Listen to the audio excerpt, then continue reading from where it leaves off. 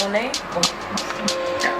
I know him as Skhonjwa, the guy who owned Kuduba and Bala Bala and probably made my late teenage life very much of a blast, right? So today we have him on the couch here and we're going to talk a little about a lot of marginalization and less of Gukurahundi, and we'll understand his position. So as we had already started talking, Skhonjwa, you say it's a very big issue for us to just really need to talk about it.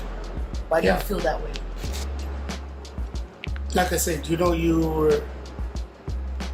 might think you've come up with a brilliant project to get people to start talking about it, but I think you need to talk to victims.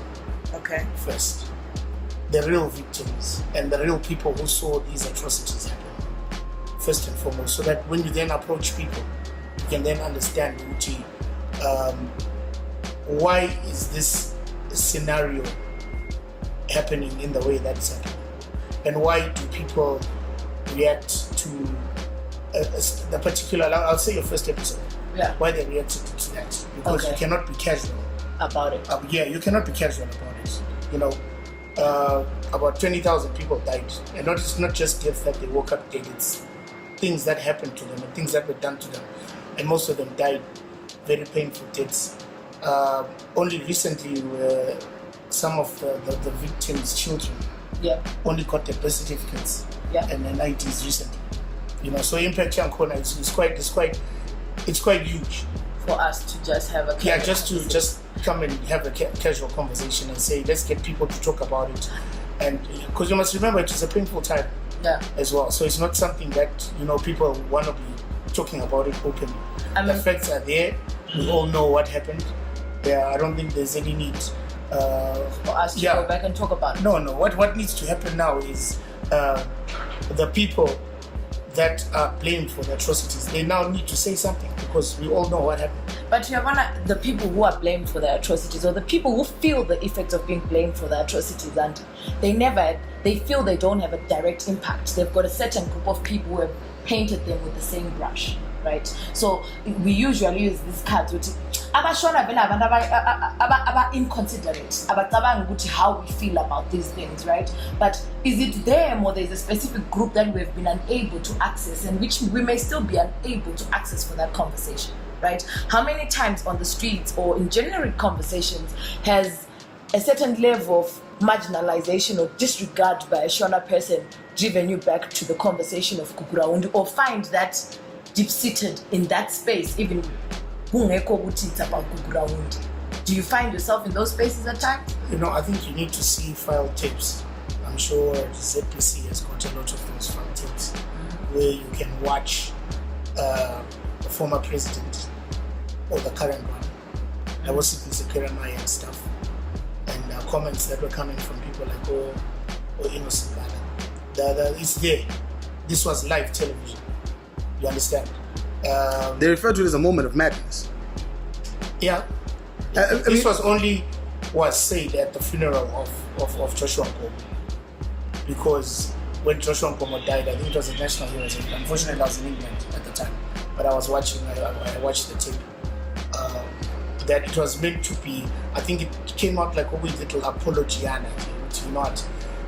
Let's just appease those little Ndebelés from the southern region. It's just saying it was a moment of madness. It shouldn't have happened. Okay. But it happened. Yeah. Yeah. That we all agree. You need to understand. I moved to Harare when in 1983. Yeah. Where I was in grade 2. You understand? Yeah. And I was in a school where maybe the Ndebele kids are like 4, but near break you have to sit by yourselves. You understand? You make your own little plan. I think when I've you also get experienced hit by the teacher, not because you're a dull kid for stupid things, but that hate was being driven by what they were seeing on TV, what the then president was driving a certain agenda. Yeah, what he was saying on television.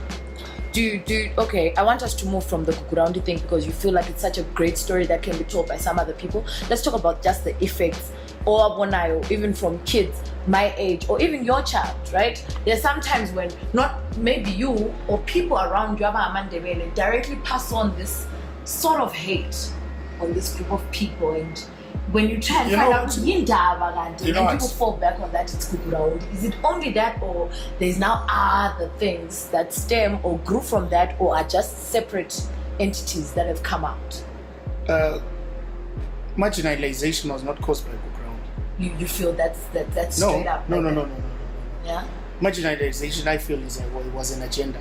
It was on its own. It had nothing to do with Gukurahundi. It's not an effect or an inference that after Gukurahundi then fell through the marginalization. It was a process. It was dominoes falling on each other.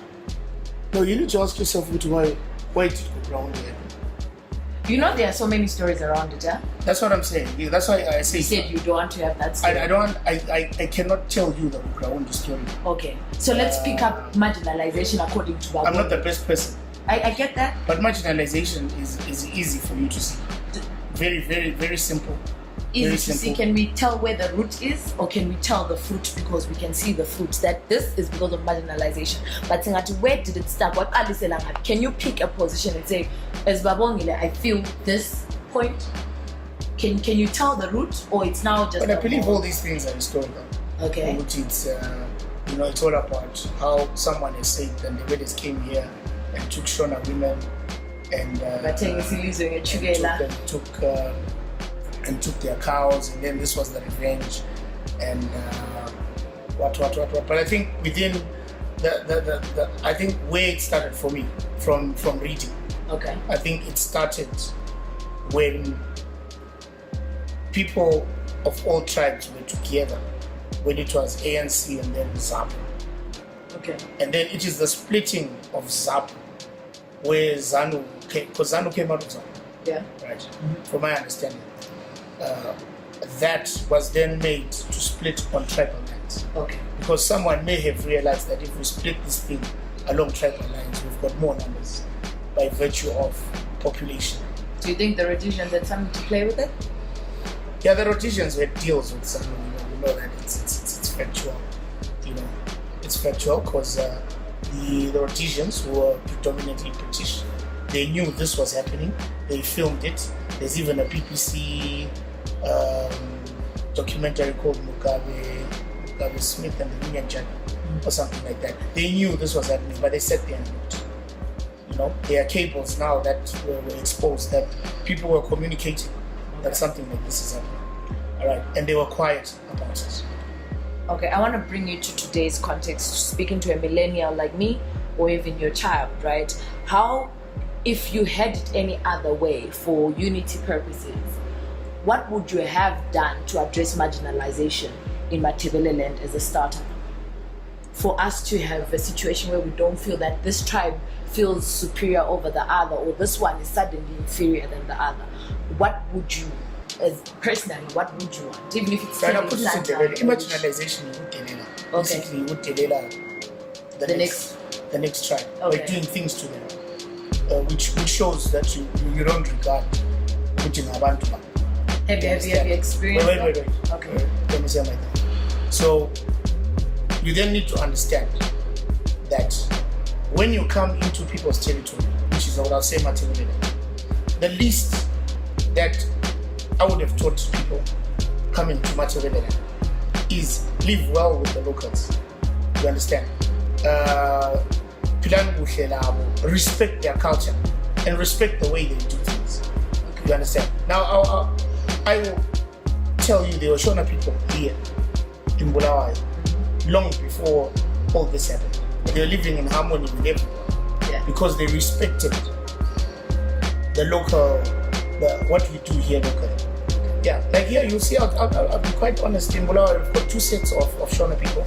We've got Shona people that respect what we're doing, who want to learn the language, you know what I mean? Yeah. Who would come in here into a bar like this and respect to these guys, this is what they like, this is the music they like. Okay. Then we get the other Shona guys who are the problem people, who would walk into an establishment like this and say play Japraiser, and you say we don't play Japraiser here, this is what we do. Then they say you're tribalist. You understand? They can call you tribalist solely because you don't play their type of music. Yeah, you understand. I don't go to to Harare bars and ask them to play Love More Majaiva or local artists. Okay. Yeah. And the funny thing, just to show you that this thing is real, they don't do that in Joburg or Botswana. Yeah. They don't do that. Where they are specific. Yeah, they don't do that and go there and the say, patrons of any bar, play, know the type yeah, of music. play Shona music. They don't do that. But they only do that when they come here. Because it's one country though. No. This is what I'm talking about. Konoko Subenza, that's marginalization. Respect. What's wrong with coming here? We're one country, fine, but we have our different cultures and tribes. Okay. Yeah. We cannot use that excuse that we're one country. You understand? We can't do that. What do you think would happen to me if I went to Mali and demanded them to play? I would end up with a beating. Likely. Yeah, I would end up with a beating because there's a But, you know, it's that one thing. You would delay. You understand? Yeah. You would delay. For Bubbles, listen, I'm going to interject here, bro. Yeah. You and I first met when we were in London in the 90s, late 90s. Yeah. We're sort of struggling students together in the Docklands, I think it was in East London. So, how come you and I didn't know you were Shona, you were in Ndebele? How come that didn't bother us? We made music together, we kicked it, we hung out. I mean, yeah, it wasn't a problem because we all respected our space and culture. I knew you, Shona. You knew I was in Ndebele. But it didn't seem to. I mean, we never talked about it. Like, it seemed like we just kicked it. You're my nigga. I used to walk to your crib. You used to come to my crib. It seemed. Well, in London, it didn't matter. I mean, well, you guys were respecting the yeah, no, you respect the culture. You see, one thing I liked about London is there'd be parties. Then you had to check with your party man or your party shop. You know, it was that distinct. I don't know about now, but I'm sure you remember. No, I don't. I remember coming to your crib. I didn't think this was my. I didn't think this was my Ndebele nigga. I thought this was my. No, but I'm just saying. Yeah, we must not put it like all Shona people are bad. Okay. Yeah. We can't use the same brush. We can't use the same brush. There's some work. Okay. You understand? Maybe it's a small number. But can I take you back to something that you brought up that I feel is very profound for us? All right, we have established that marginalization feels like Exactly. And that's what we feel like they're doing. That's what it is. Right? Yeah. How do we institutionally change that perception, or do we start to have a social movement of we are inclusive, but when you get to specific territories, do like the Romans do, enjoy what the Romans do. And then, if you can't go back to your. You see, I think the danger was sitting on this. Marginalization is almost a culture. It's become a culture? It's almost a culture. You understand? Anything to do with preservation of a particular tribe is then viewed as tribe power. You understand? Okay. And I think that is what the government outlook has had. Anything to say, let's have a Ndebele grouping or what is always viewed with. You understand? Yeah. It's now going against institutions that are there when it's socialization. The government must be preaching elements of if just respect. Okay. That's what I'm saying. If all these things if respect was there from 1980, I wouldn't be sitting where I'm sitting today. But because of elements of disrespect, this is why we're here. The lack of Ubuntu. Okay. Yeah, because in 1980, if the government had pushed Ubuntu, I wouldn't be sitting here. You wouldn't even have this painful title to your documentary. Yeah. You understand? But it's respect to Ubuntu. Only that. Okay, so how do we, which is my final question, and I even asked Carl that, how does then a millennial Shona person, a millennial Binga person, a millennial Ndebele person make it easy for the other person in their daily interactions? How do you make it easier for each other? And we don't feel like like we feel like, you know what, I understand you're in my space. If you do something wrong, I should correct you, and you don't find it as if it's I'm reprimanding you for things of. Okay, can I just ask you a simple question? Sure. Yeah. Which is majority language? It's in the Yes. So why would you then put someone who doesn't understand the local language and culture and give them a talk post in this region? When there are people, when there are people, no, competence, we've got enough people who are learning it. Are they competent? Yeah, they're competent. Very, very competent. You can't tell me even a basic police officer. Police officer. But do they not speak Shona? They speak Shona for Exactly. convenience. So we should have them speaking. Bado. I'm joking, but I suppose so.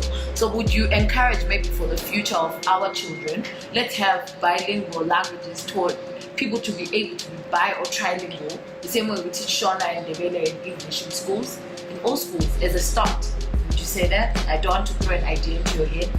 Yeah, but naturally, I mean, naturally, if you're going to engage yourself with a particular people, you learn them, you learn about them and what they are like and adapt to them. Okay. You know, but like I'm saying, it's something like that when you get to a roadblock, you know, and someone is speaking to you in Shona. But if you throw a dice, what are the chances that a random person you meet in Bulawayo is Ndebele? Yeah. You know? And then you can make an effort. You can't tell me there are guys who've been here for 6 years, they can't even utter one word in Ndebele. You would delay. Okay. Yeah, how are you doing your business here? You're forcing all of us. No, I think that's unacceptable. I Are agree. we teaching them though? Are we teaching? And then if you try and speak back in Ndebele, there are repercussions to that. Try speaking to a cop in Ndebele in a roadblock situation out there. Of course, roadblocks are not there now for now. But I'm just saying, yeah, even if it's a crime, you understand. But you can see elements even wherever you can see that someone is really not bothered.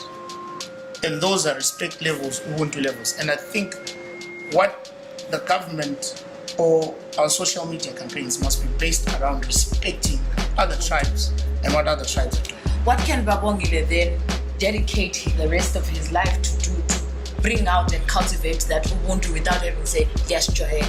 Because that also has got this approach that says you don't get to do that. It's a lack of a better word, it's a violent approach that can also be met with a violent clapback. How do you then cultivate Ubuntu that doesn't have a violent approach to it?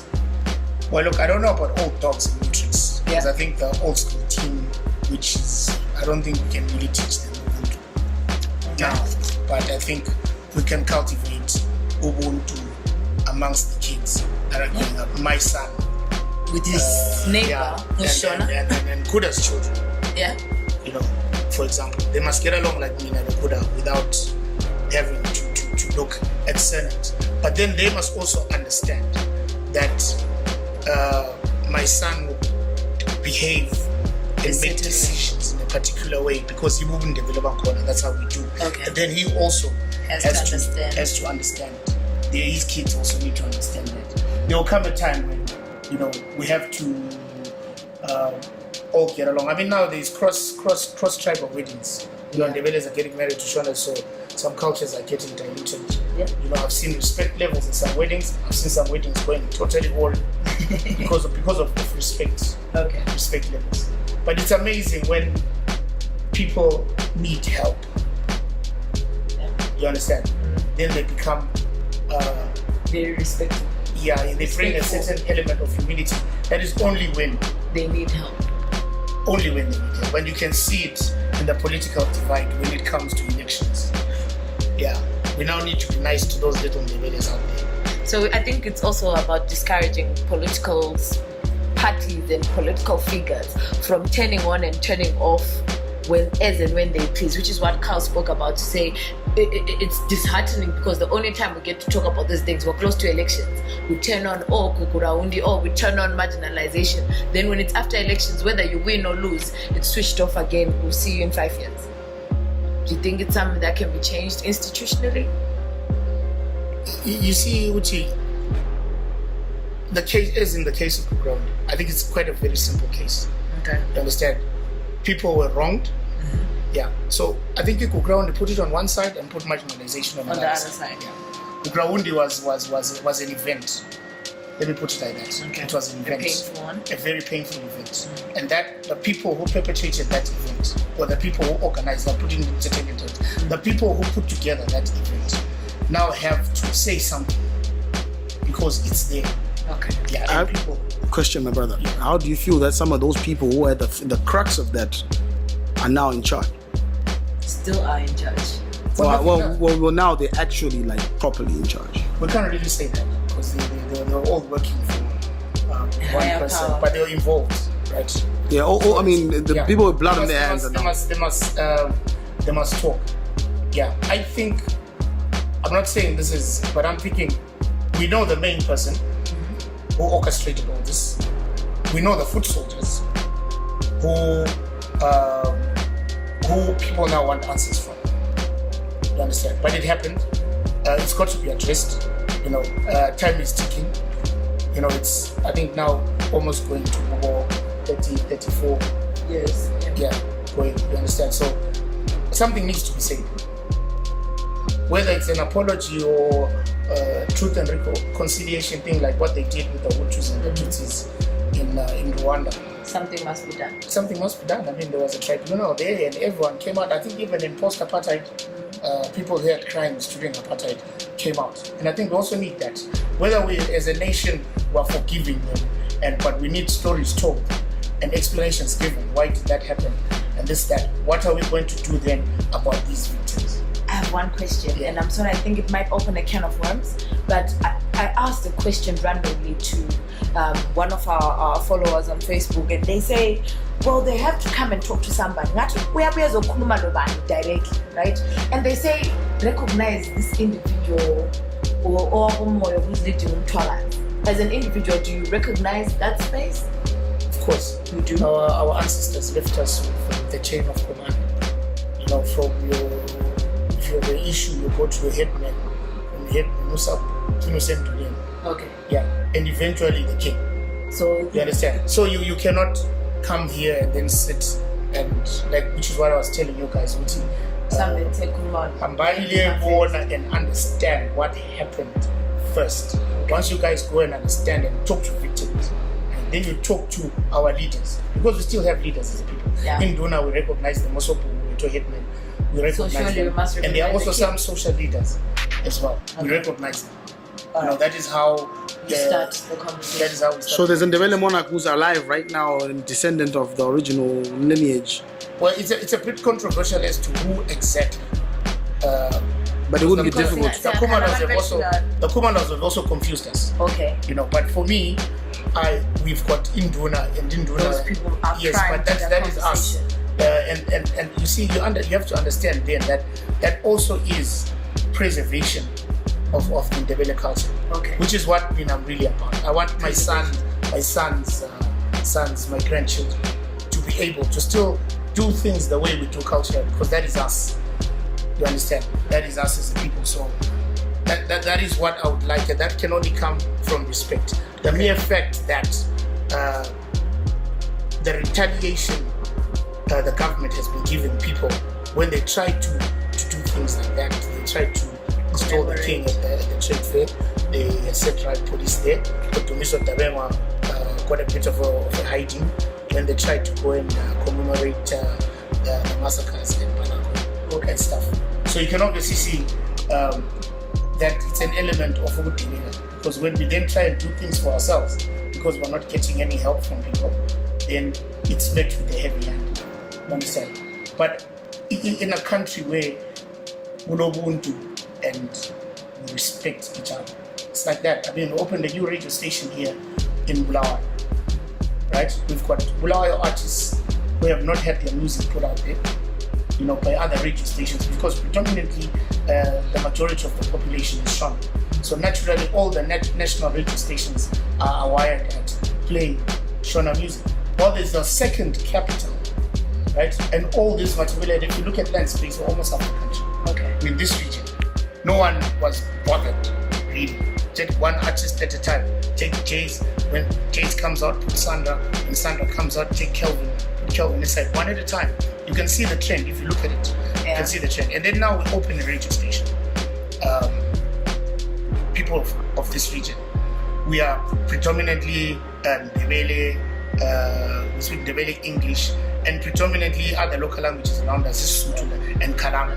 And we play almost 100% music that resonates with the people of this region. And then you're going to point at us and say, why are you not playing this, that, when you've got 7 other radio stations that you can tune into to listen to Japraise. yeah, and then the one station, the one with the 40-kilometer radius. It's not even that wide into the You know what I'm region. saying? You get a blasting. But all we're saying is no. Here's something that people are proud of. You know, Okay. something that they can say, this is our own. This is a whole Highlander story.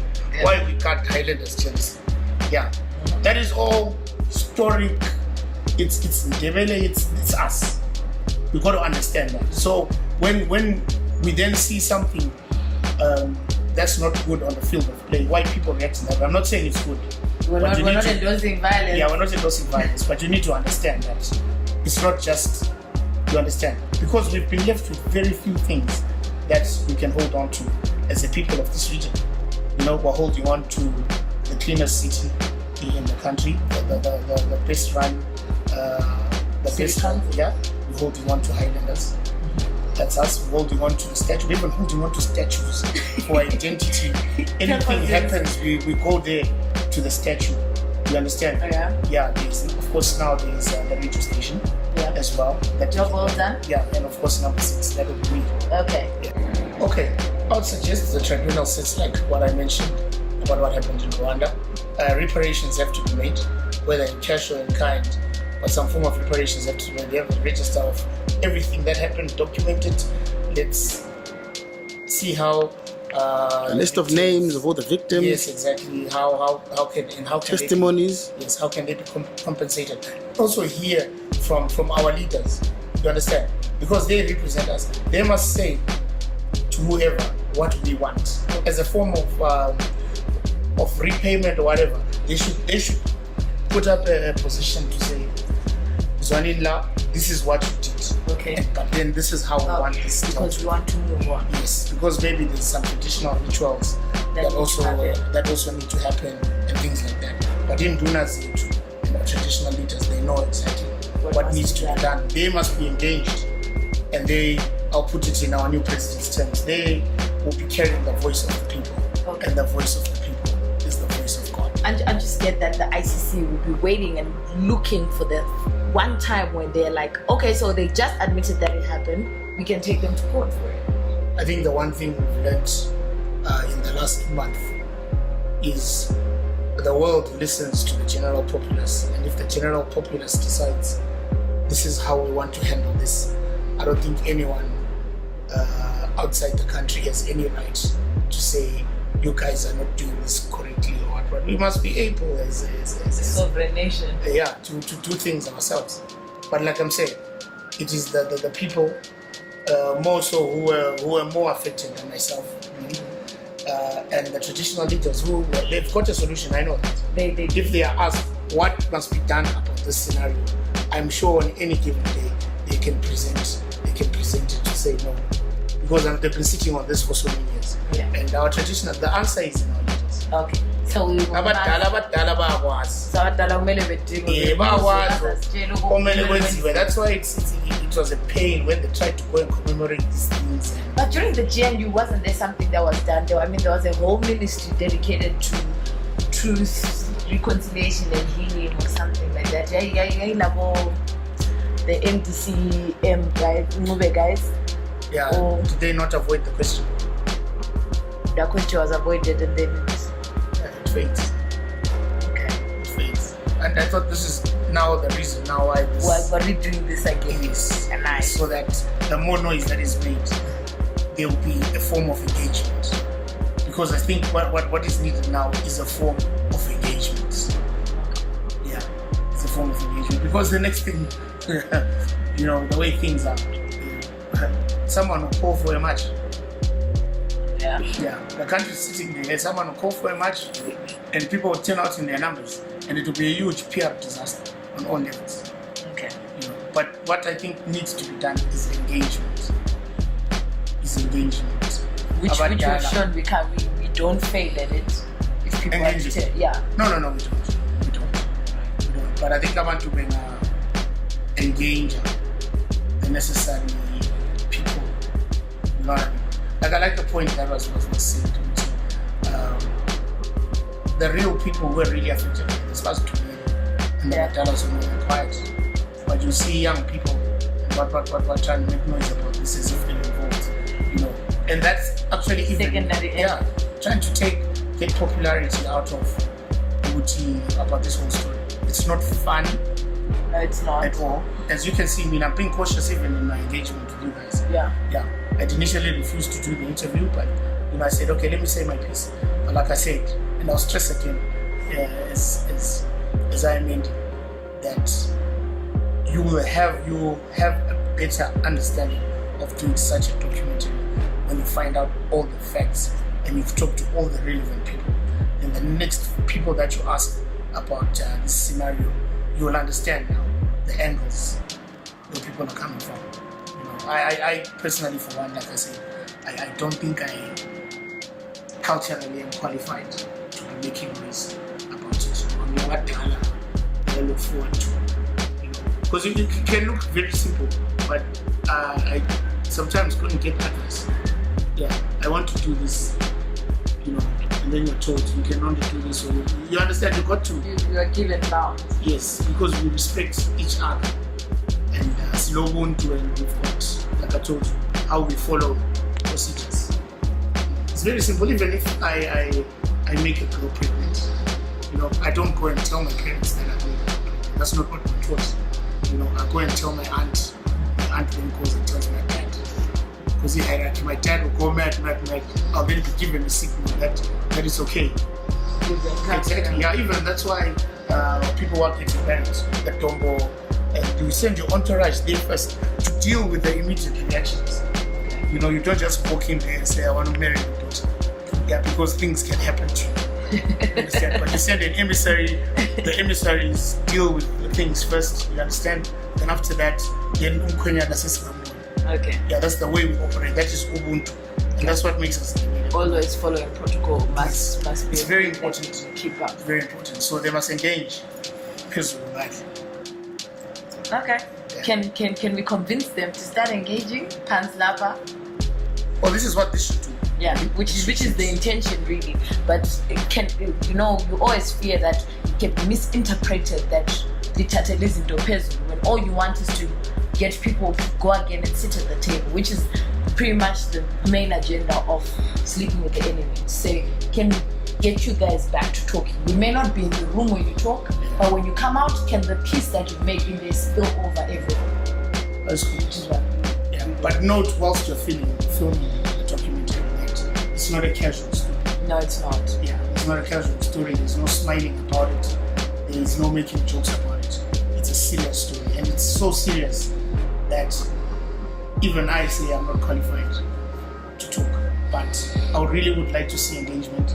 So we close this chapter, at least in terms of engagement and talking about it, and we move on. Even though I know for hundreds of years to come,